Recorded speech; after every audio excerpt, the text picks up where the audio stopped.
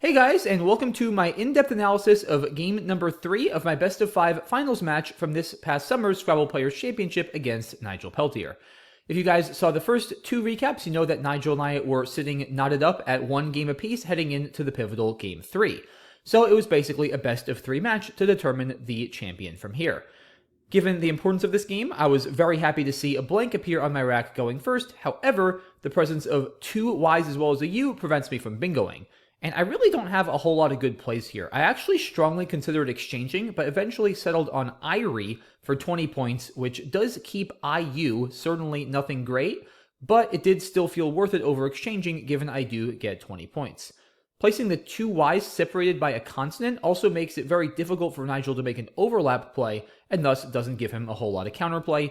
This does seem indeed to be worth it. Nigel makes a very interesting play here, holding a rank of Beelorx. I think a lot of people might opt to get rid of the X here with a play like Box to try to gun for an early bingo. However, Nigel decides to play a bit more defensively with Loeb for 23 points, keeping the X. I think this is a really good decision by him, as many of my plays after Loeb are going to result in the board being opened and him getting a better spot for his X.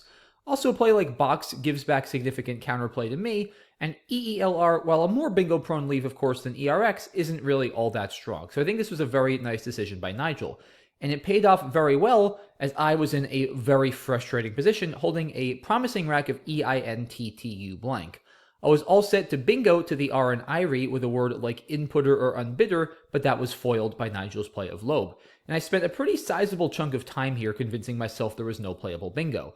I considered making the blank a tile like a P or an S that could go in front of ER. I considered starting a word with an E and playing with YE next to Irie. I also considered possible 9-letter bingos through the ER that he just formed with Loeb. And I thought for probably about 3 or 4 minutes about potential bingos to no avail, and it turns out there is none. And I made a play here I was really not too happy with until for just 10 points. Amazingly, there really is no better play for me here despite how strong my rack looks, and that is the beauty of Nigel's play of Loeb. With a lot of racks, it really makes my decision quite difficult. I figured here I have the blank, so it's a good time to be a little bit aggressive and create some bingo lines for myself to ensure that hopefully, barring a really bad draw, I can at least get a bingo down on my next turn if I wasn't able to here. Nigel keeps the scoring pressure and defense on with XU for 31 points. He does keep a pretty rough leave in the form of 3 E's and 2 R's, but he takes away several of the valuable bingo tiles for me that I just opened with until, and he increases his lead to 24 points. And unfortunately for me, I do draw poorly after until, pulling 4 vowels out of the bag, AAIU. And I'm close to a bunch of 5-vowel bingos here, but I do not have any, and there really is nothing better to do than the fairly disappointing play of O for 13 points, shedding 3 of my vowels. I can get rid of a 4th vowel with Yodia for 11 points, but this gives Nigel way too much counterplay. If he has a 4-point tile, for instance, that goes above the I of Yodia, and he can play across to the triple, he might be scoring around 50 points, and that is certainly not something I want to invite. I am down, but I'm not down that much. It's early, and I have the blank, so I can afford to be a little bit patient here and score 13 points with O, and hope for a better draw and a bingo on my next turn. Nigel is still dealing with a bunch of E's and R's based on his leave from his last play, and he makes a nice play here of Exude for 28 points, shedding 2 of his E's. He does still keep the 2 R's, but at least he clears out his triplicate E's and scores very nicely. Another cool option he might have wanted to consider here is the tricky to see Irade for 26 points, a 5-letter word that you don't see too often on the board, just because normally you wouldn't want to get rid of these seemingly strong bingo tiles. However, here, Nigel has so many duplicates that it actually makes some sense. And the leave is a little stronger here because he does get rid of his duplicate R. Exude also could give me back some potential counterplay with Exudes or Exuded if I have the hook. So Irade might have been a little bit stronger for Nigel, but his choice of Exude is still very good. And I finally get a break here. I have several playable bingos. None of them score all that much. I go with Ragtail, one of many 66-point options. I play this instead of Rattail in the same spot because Rattail takes an S and Ragtail does not. Ragtail is actually just an adjective, and this is a little bit more defensive. I also thought there was maybe a very small chance Nigel might forget about this and incorrectly put an S at the end of this play, in which case I would challenge it off and get a free turn. I thought that was very unlikely. Obviously, I have a ton of respect for Nigel's word knowledge, but there's really no downside in me trying this tactic just because I am so certain that Ragtail does not take an S, and there's really no downside to making that blank a G. Nigel did indeed confirm after the game he was positive that Ragtail didn't take an S, so he was not going to fall for this trap. Again, I wasn't really expecting him to, but there was no downside in at least trying. Nigel has a rough rack after Exude, 5 vowels and 2 R's, and he really doesn't have a whole lot of options here. He makes a surprisingly aggressive play of OR for 12 points, setting up what I thought was an S-hook. I definitely pegged Nigel on an S after this play, especially since I noticed he could have played the same tiles over here for 1 more point. Now, this placement does have its drawbacks as well, don't get me wrong, since it gives me a potentially big overlap play down the F column hooking TA, especially if I have drawn the J for Taj. So maybe Nigel felt that the risk of playing here was actually not as strong, because yes, if I have an S, I can cause some damage, but I probably need a bingo to get a significantly high score, whereas after the other placement, then it's a little bit easier for me to get a 40 to 50 point play with a variety of scoring tiles. This also might, as it did, give me some false ideas about Nigel's rack. Again, after this play, if I don't have an S, I am very often going to think Nigel does, and that might cause me to sacrifice a lot of points to block the hook, since I'm thinking Nigel is setting up a big play for himself with ORs. And that's basically a win in Nigel's book if he forces me to waste a turn or sacrifice a lot of points blocking something I don't need to block.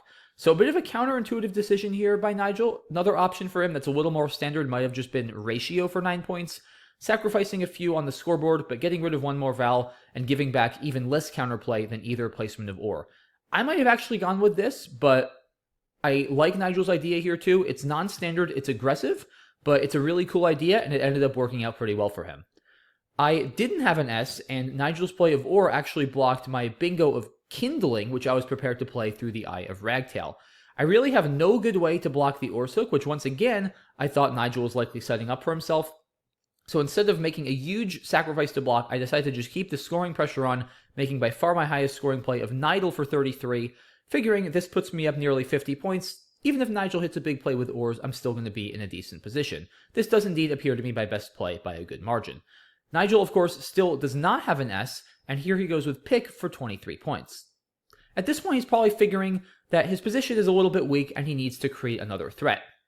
Because he still doesn't have an S, and the thing is, if Nigel keeps the OR's hook open, with 4 S's still in the bag, he might draw one, but I also might. And the more time goes by, the more likely I am to draw an S and use that spot or at least block it.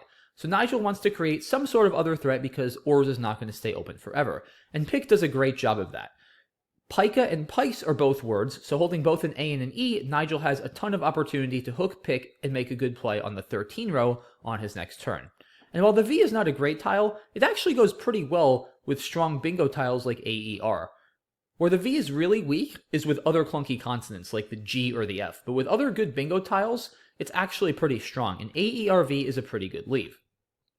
Another option for Nigel, which is a little better on equity, would be Vatic, which scores 1 more point and keeps the super nice EPR leave. But again, the concern for Nigel is that, yes, EPR is a nice leave, but where are his bingos going, especially if he doesn't draw the S? I think this is a very nice decision by Nigel, recognizing that he's now in a bit of a hole, and he needs to create some more counterplay to balance out the big threat of ORs he created earlier that he can't actually hit. So I really like this decision on Nigel's part. I still don't have an S here, and I had a pretty tough time making this decision. I have a bunch of reasonable looking plays that score in the 30s. The first thing I considered was Ganef, which scores 35 points, and this is what I was all set to play before Nigel played pick and made the strong opening. But I figured that it was a good idea to address the hook that Nigel just created. So I ended up playing Eking for 34 points, keeping the F and the O. I also didn't mind keeping the F here because I figured if I didn't draw an S or anything good, I could still use the spot I could be potentially using with Ganef here, making a word with if and fo. I also kind of liked saving my O because in addition to the pica and pice hooks, Nigel's play of pick opened up another line down the K column, and the O for Upo could be a valuable tile to obstruct that with a play like of, or if I get the right tiles, maybe something a little bit longer. So OF actually felt like a better leave than it would normally be. After all, OF is normally not a great leave, but given the Upo spot as well as the if and fo spot, I actually didn't mind keeping OF on this board. So I ended up going with Eking. Another option I considered was Feign in the same spot, but I didn't want to create another S-hook in the form of Feigns that could prove annoying to block, and again, even though the K is normally slightly better than the F, on this particular board, for the reasons I just mentioned, I actually preferred the F, which is why I went with Eking. Ganef is still a very reasonable idea, keeping the K, but again, I thought at this point, and it turns out I was correct, that there was enough of a chance that maybe Nigel didn't have the S, that I wanted to take out the Pika and Pice threat he just created, and at least force him to have the S to make a bingo or very strong play in most cases. So that is part of why I went with eking. Questionable play, but I think it's reasonable. Nigel now did indeed have the S, and he decides to cash in with Swavr for 34. It's an interesting play, as he could do something a little more greedy like Vatu, saving the S and hoping for something better like a bingo on his next turn. I think Nigel made the right call here. Like I said before, guys, the thing is, if Nigel holds the S for too long, then he's also giving me more and more opportunities to get an S myself, and even though he's drawn one, there's still 3 S's left.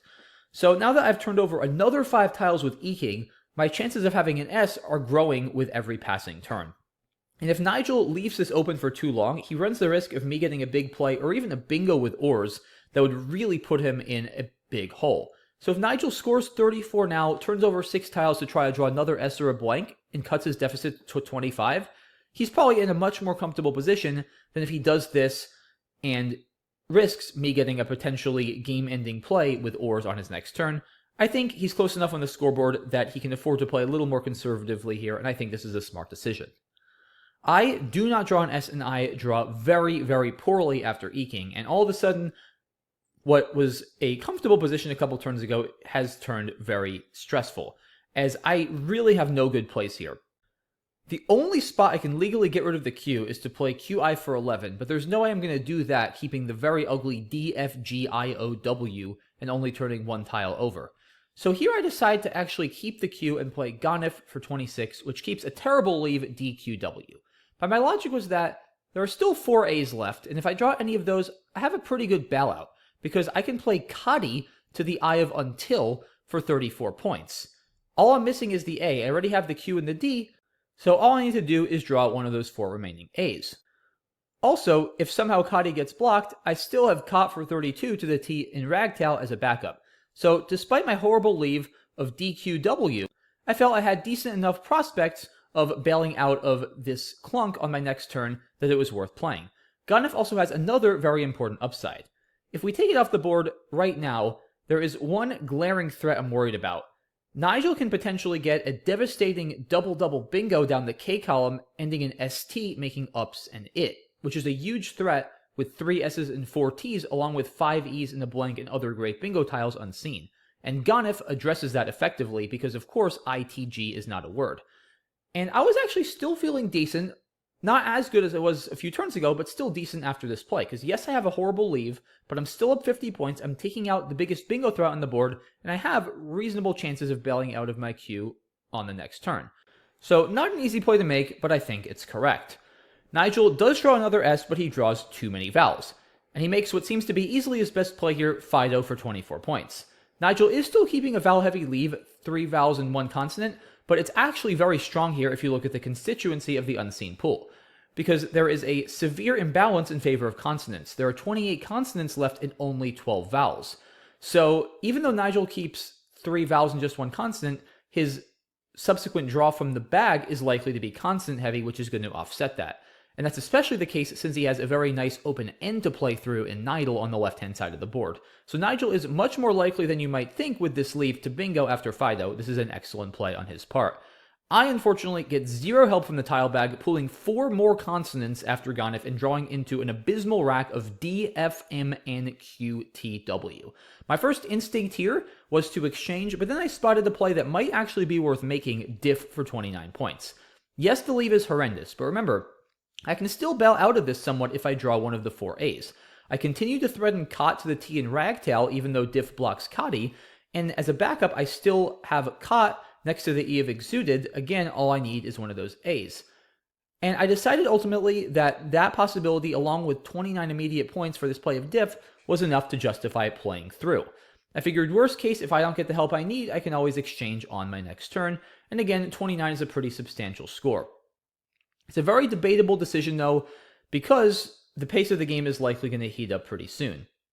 With 3 S's and a blank still left, Nigel is probably going to bingo sooner rather than later, and the last thing I want is for Nigel to bingo and me to be saddled with MNQTW. So there's a strong argument to be made here, guys, even though diff is 29 points in favor of exchanging possibly all 7 tiles just because the pool continues to be slightly consonant heavy, and also exchanging 7 tiles gives me maximum chances at drawing an S or a blank. So it's very close between diff and exchanging 7. The two plays couldn't be more different, which makes it even harder to judge which is better.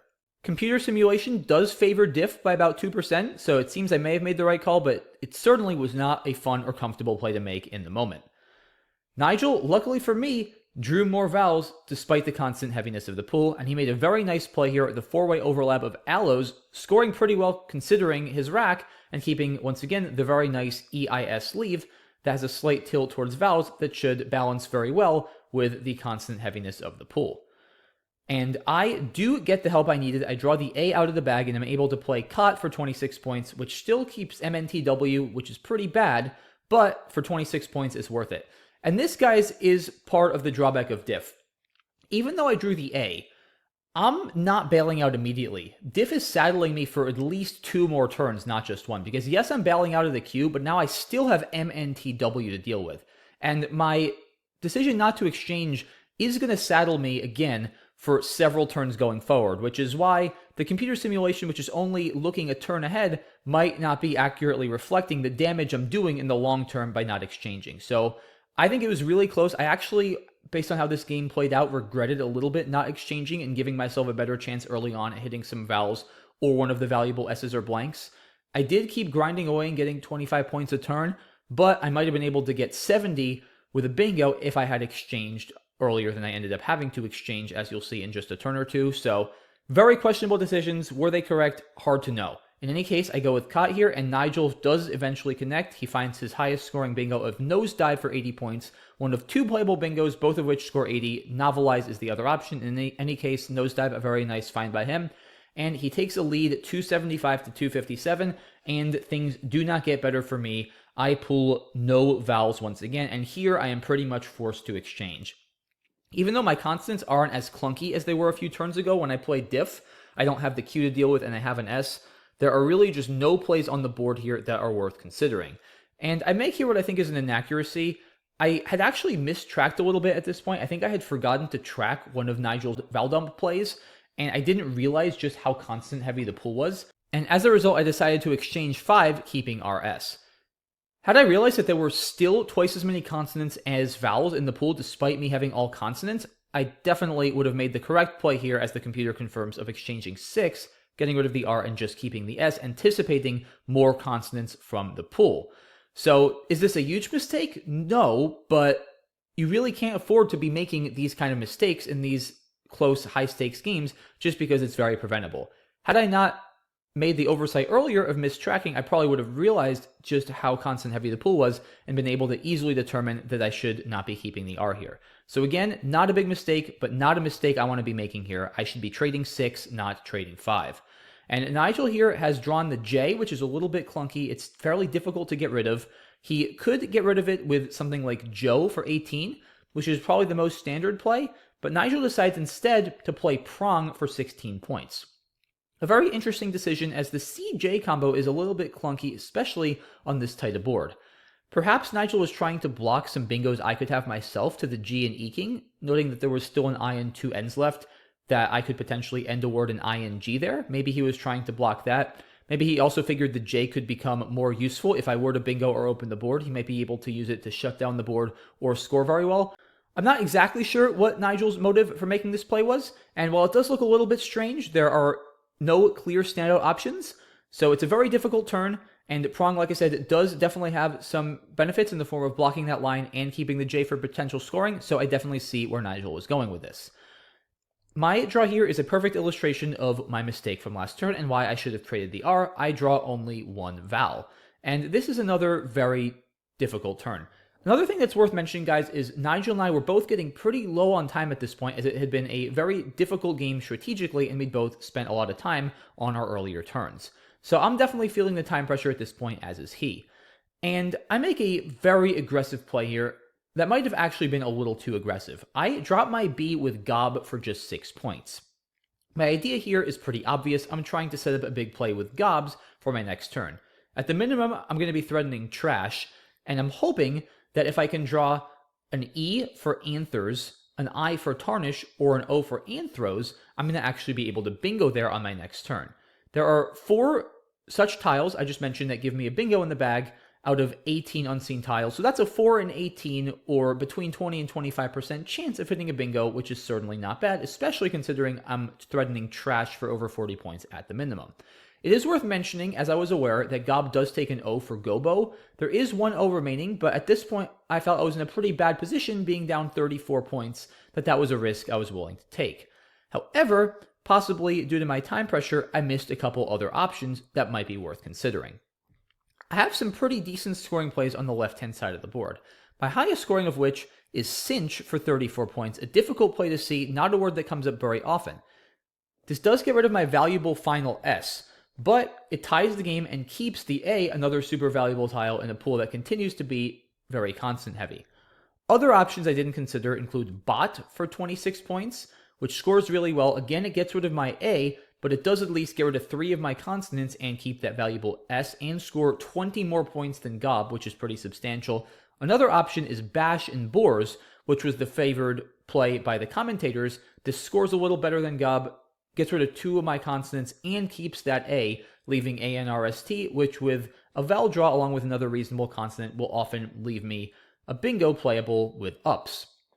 I think part of what I was thinking was that Nigel is often going to block the ups line on his next turn, being that if I play on the left, it'll be the last viable bingo line and Nigel will have a lead. However, I think I misevaluated a little bit just how easy it'll be for Nigel to block that line. If he doesn't have the O for Upo, it's actually pretty difficult for him to block there. And if he makes a play through the P, he often gives me an S hook in response.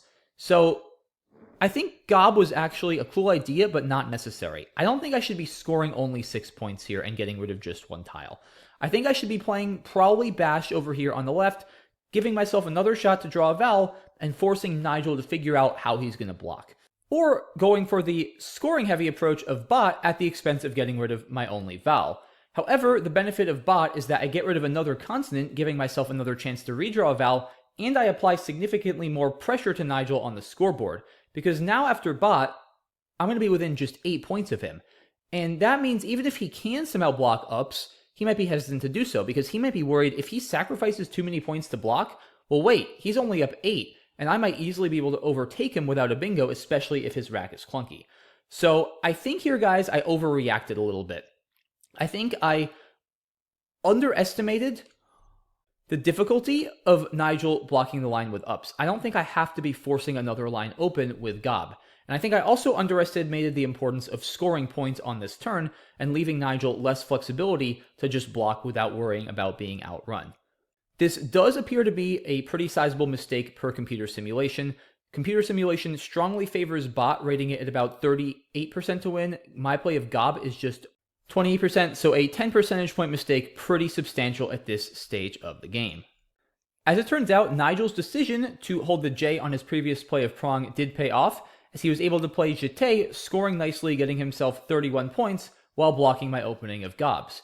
It's worth mentioning this is not the most comfortable play to make if you're Nigel, because it keeps CGM a terrible leave, drawing into a super constant heavy pool, and with an O left, it could still give me some pretty big counterplay hooking Joe. However, Nigel is pretty much forced to make this play, as it's really his only way to block the Gobs opening I just created, and it does score way more than anything else. So Nigel does this. I do draw a vowel out of the bag, an A, but unfortunately this is the one vowel I could have drawn that does not give me a playable bingo.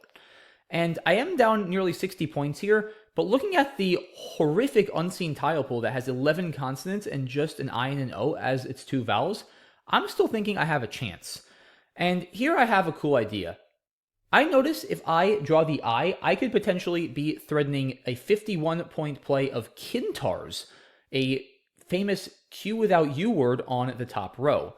So because of that, I make a questionable decision to play Ah for 29 points when I could have played Na in the same spot for 5 more, also getting rid of another consonant, something, again, I'd normally want to do with this pool. But if I get rid of my N, I no longer have the ability to hit Kintars, which is why I decided to play Ah instead. Also, I figured regardless, I would need at least one more vowel to win this game. And assuming I draw a vowel, the N is actually a really nice bingo tile compared to possibly a W or a Z or something else I might draw out of the bag.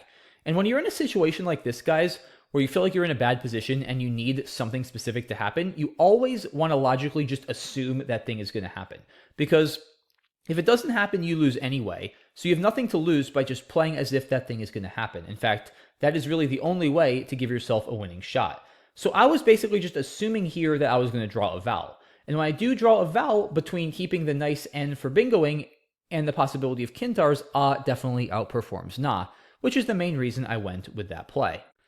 Another option, or I should say pair of options, I didn't really consider that much and probably should have, is playing longer with Hant or even Hans burning the S in the same spot. Hans in particular scores really well. It scores 47 points, but the S is such a valuable tile for either potential bingos or just offloading clunky consonants I might draw that I don't think that's worth it. I think Hant is probably better. Hant leaves 2 in the bag, which is very good for endgame timing because it's almost always going to force Nigel to empty. It also gets rid of 2 more consonants, maximizing my chances of drawing a much-needed vowel on my next turn. The drawback of Hant is it, like Na, eliminates the chance of Kintars, and by exposing myself even more to drawing the W's or the Z, even further reduces my chances of bingoing. So with Hant, I'm relying much more heavily on trying to beat Nigel without a bingo, which looks kind of bleak at first because I'm still down 22 points in a tempo after Hant. However, there are definitely paths to victory after Hant, even without drawing a bingo, because the pool is so bad. Especially if I can pull a vowel, or let alone both vowels, and Nigel has major trouble offloading his high-scoring constants, I could easily outmaneuver him in the endgame and catch him with a huge amount of unplayed tiles on his rack, possibly the Z and maybe 1 or multiple W's, and that might be enough for me to win. It's almost impossible as a human to evaluate whether this approach of trying to outmaneuver Nigel in the endgame and catch him with a bunch of unplayed tiles after Hant, or playing shorter with and going for either a bingo or Kintars is the better approach. Certainly, is a little bit more of a forcing line in the sense that I basically have to draw a vowel to win. If I don't, I lose, but if I do, I have a great shot. Hant is a lot more nebulous in that there are certainly some nightmare draws where I'm clearly going to lose and some amazing draws where I'm clearly going to win, but there are a lot of mediocre draws where it results in a super challenging endgame that we're both going to have to deal with under time pressure, and who knows what would happen there. So really hard to know, guys, which is the better play. Fascinating turn. I think that's about all I'm going to say at this point, just because we don't really have the tools to know for sure conclusively what is the better play. I think from a practical standpoint, especially under time pressure, was a decent idea. Computer simulation does narrowly favor Hant, but it's very hard to know how reliable that is. I think was a decent effort here. I'm happy with it. Let's see how it worked out.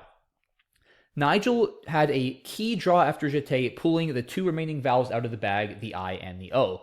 And at this point, from Nigel's perspective, he is seeing that there's only one vowel unseen, namely the A. And that's key for him because now he doesn't have to worry about me potentially bingoing. And at this point, Nigel is in outstanding shape. He plays HM for 32 points, which looks like a great play, keeping both of his vowels and pretty much guaranteeing himself the win. He could probably safely play Wig here for 39 because he's going up so much, although this does leave only one vowel and maybe leave himself a little bit more vulnerable to being Z stuck if he draws the Z, so I think HM from a practical standpoint is a very solid play on his part. At this point, I have of course drawn 2 consonants, and I'm still thinking here, if I can draw one of the vowels, I might have a shot, and I make here a very good play. I play Tel for 10 points through the E of Jeté.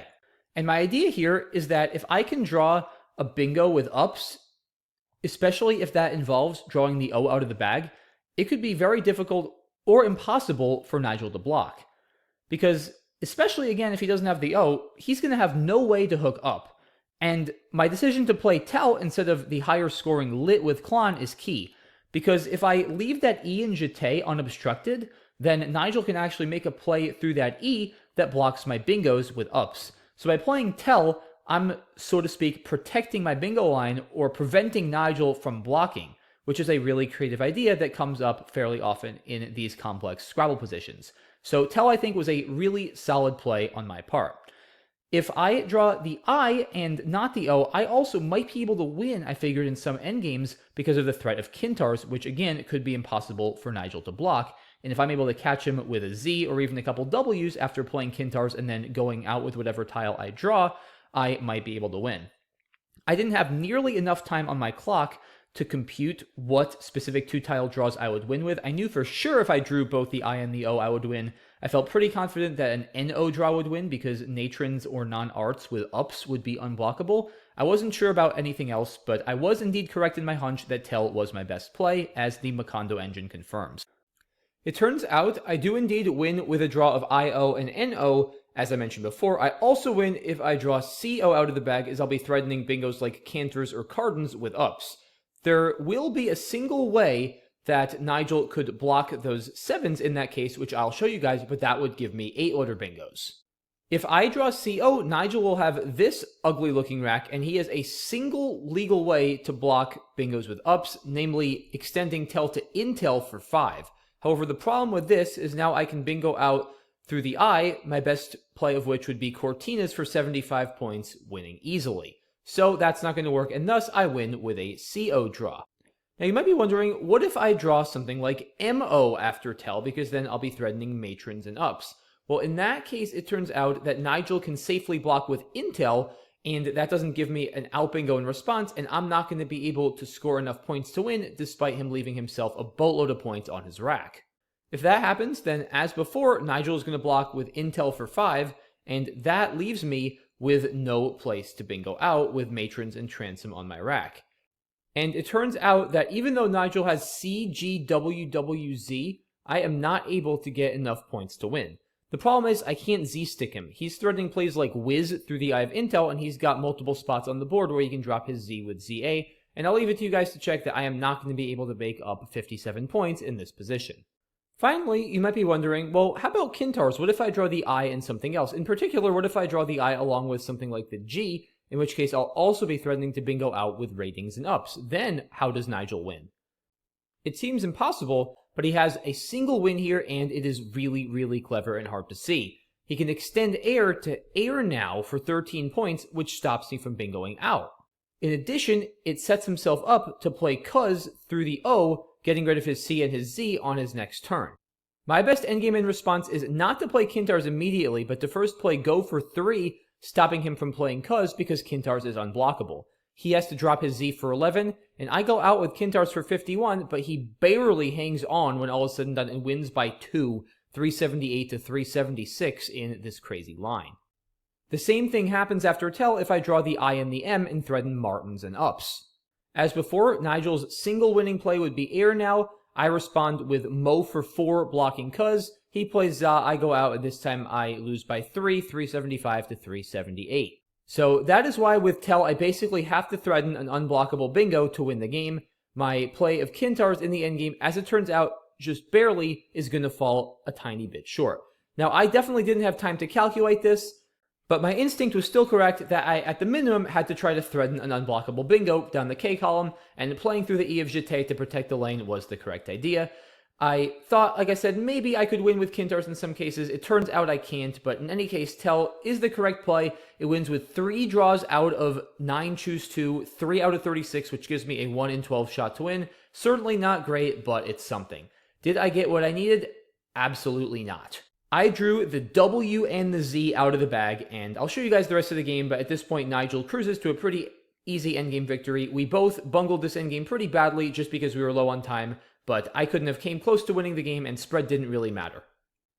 Nigel responded with Come for 9 points to the E of Swaver. I dropped my W with 2 for 14, trying to stop Nigel from playing his W in the same spot. He responded with Wino for 11, saving just his G.